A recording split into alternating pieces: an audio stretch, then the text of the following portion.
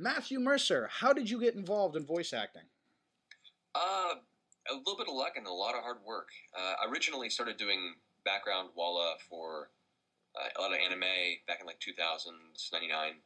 Because my father was an audio engineer, and so he got to know some of the contacts there, some of the directors, a bunch of musicians, a bunch of old hippies. So he had his connection there.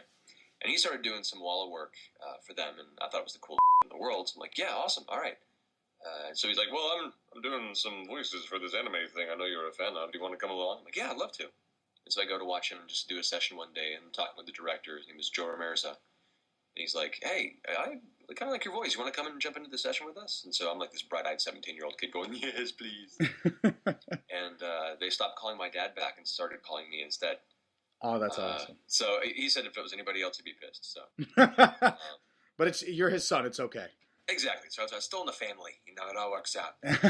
So, yes. Speaking of, getting into it, what was your first role? Since we obviously know how you got it, but like, what was your first show, I guess, that you did?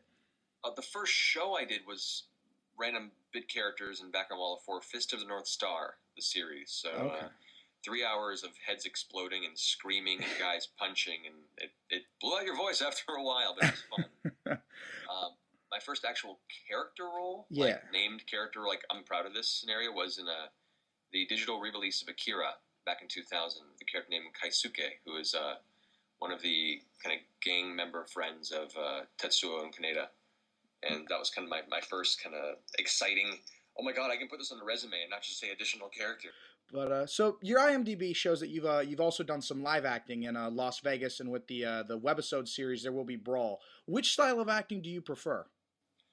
Oh, it's a tough call. I like them both for different reasons. I find that film acting can be very fulfilling because you work with other people that are just fantastic. The energy on set's great, and generally the final product can end up looking fantastic if the DP is really good. And I find it's a very emotionally involved process, which I enjoy. Voiceover, I really like because I grew up with cartoons, so that's something I already had ingrained in me. But I was talking to my friend Zach Hanks about this yesterday, or the day before last. But voiceover, especially video game voiceover, is truly becoming that 6-year-old where you have to completely put yourself in your imagination and build your own circumstances in your head and then play off that. And it's basically just playing. You're playing like you were when you were a little kid with your little imaginary games. And you're in a booth doing it, and it's just, I don't know, I enjoyed that thoroughly, too. So I like them both for different reasons. Okay. Do you have any upcoming work that you can talk about that audiences should be on the lookout for? Ooh, let's see. Well, obviously, Super Street Fighter 4 is coming out in a couple weeks, and so I have some new stuff in that with Fei Long, and as well as other good friends that are in there. I know a cast member of There Will Be Brawl, Kat Steele, who played Princess Peach, is the voice of Ibuki. Oh, is she? So she's excited about that, especially. I think she can finally talk about it. If not, well, I just let the cat out of the bed. As well as those who weren't aware, but Kyle, who plays Wario in There Will Be Brawl, also is the voice of Ryu. Okay. Street Fighter 4. So very cool. Very cool. Kind of have a little bit of a gamer family there going, it seems. But as far as other work that I can talk about, I'm under so many NDAs right now. Understood. As soon as I get some clarity on what I can and cannot talk about, I'll toss you some information. Hey, that's awesome. We'd love to have a follow-up. But so what roles in the past have you played that you're most proud of? Anime, video games, movies, TV shows. What have you done that you're really, really proud of? Let's see. From a voiceover standpoint, I'm really proud of the work I did on World of Warcraft. I did a character, some of you who may have played in the Old War instance, I think it's called. I was a character named General Vizax, who's this big kind of Cthulhu-looking whose voices are like, I will destroy you.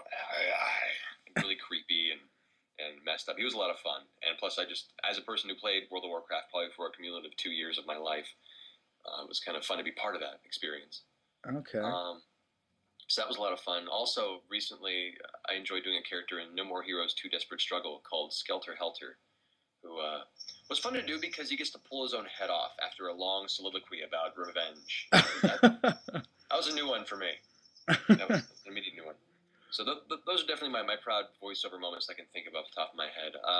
As far as film goes, I just love playing Ganondorf in There Will Be Brawl. It was fun. It's based off of those who have seen it, Kings of New York, with Daniel Day-Lewis's character, Bill the Butcher, very heavy inspiration for that character, and it just allowed me to go to a dark, sadistic, villainous place that I don't get to play very often, and villains are always just so much more fun to mess with. So